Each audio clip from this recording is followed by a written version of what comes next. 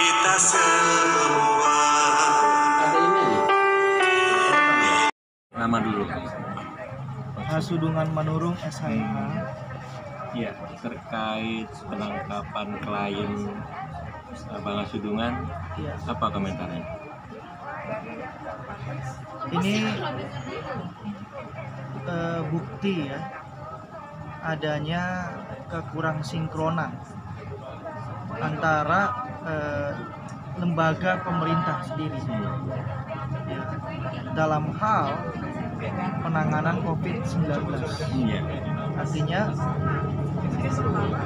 satu lembaga yang bernama BNPB yang juga sebagai ujung tombak percepatan penanganan COVID-19, ini ada suatu prosedur yang mengizinkan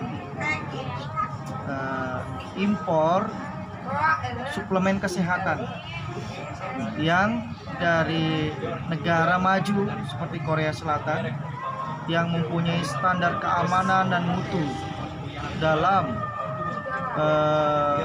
memproduksi maupun juga mengedarkan vitamin atau suplemen kesehatan.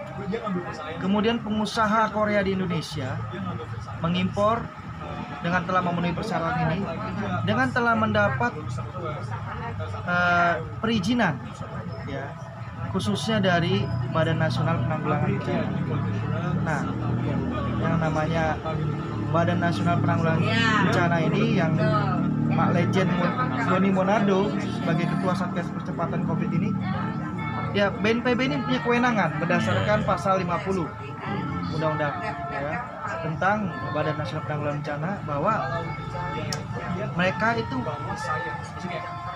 diberi kewenangan akses untuk perizinan, termasuk perizinan memberikan izin untuk suplemen kesehatan untuk penanggulangan COVID ini masuk ke Indonesia. Nah, dengan adanya izin ini, tentu untuk komersil wajar diedarkan. Nah, tentunya apabila ada dipermasalahkan adanya izin edar ya, berdasarkan peraturan pasal 19, dalam keadaan khusus itu dikecualikan adanya izin edar terhadap suplemen kesehatan. Jadi artinya ini suplemen kesehatan bukan obat ya? Bukan obat, bukan termasuk kategori sediaan farmasi menurut Undang-Undang Kesehatan. Jadi katakanlah prosedur impor barang sudah dipenuhi ya, dari bea cukai, dari kesehatan BPOM ya, BPOM sudah dikantongi izinnya, kemudian dari BNPB juga sudah ya. Jadi keberatannya adalah dugaan bahwa ini menyalahi aturan di kepolisian gitu, yang dituduhkan kepada klien. Iya, kepolisian menuduhkan Mr. Kim Jong Sik, seorang pengusaha warga negara Korea, mengedarkan suplemen kesehatan tanpa izin edar, melanggar pasal 197 Undang-Undang Kesehatan, di mana pasal 197 mengacu ke pasal 106 bahwa harus sediaan farmasi itu harus memperoleh izin edar terlebih dahulu, mengacu kepada pasal 2. Sedangkan berdasarkan pasal 2 tidak disyaratkan adanya izin edar, yang penting adalah mengandung zat yang aman dan bermutu, bermanfaat bagi masyarakat.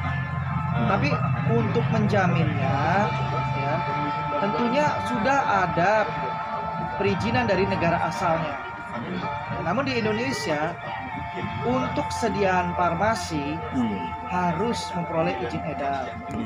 Apakah klien melanggar pasal 197 junto pasal 106?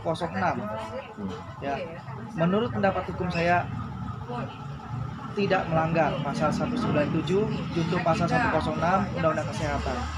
Mengapa? Kita kembali kepada definisi sediaan farmasi yang dimaksud menurut pasal 1 itu obat. Sedangkan barang yang diedarkan di sini adalah bukan obat tapi suplemen kesehatan. Maka tidak melanggar undang-undang kesehatan. Khususnya pasal 197 junto pasal 106 Undang-Undang Kesehatan. Jadi intinya klien Bang Sudungan ini tidak melanggar hukum dan sah, ya, bukan sebagai obat melainkan suplemen. Sebagai suplemen kesehatan, Ya, sepatutnya Mabes Polri, ya, khususnya Subdit 3 Dirtipper Narkoba, mempelajari kembali undang-undang kesehatan, mengkaji lagi, bila perlu belajar lagi dari ahlinya. Ya, apakah yang maksud sediaan farmasi ini? Sediaan farmasi ini obat. Ya, sedangkan ya yang diimpor oleh klien kami tidak termasuk kategori obat. Ya, tetapi oleh karena itu tidak melanggar undang-undang kesehatan, bahkan sudah memenuhi persyaratan yang disyaratkan, yaitu adanya keamanan, mutu, dan bermanfaat. jadi tuduhan polisi ini menurut pengacara Sudungan adalah batal demi hukum. Tidak memiliki dasar hukum sama Tidak sekali. memiliki dasar hukum sama sekali. Oke, terima kasih.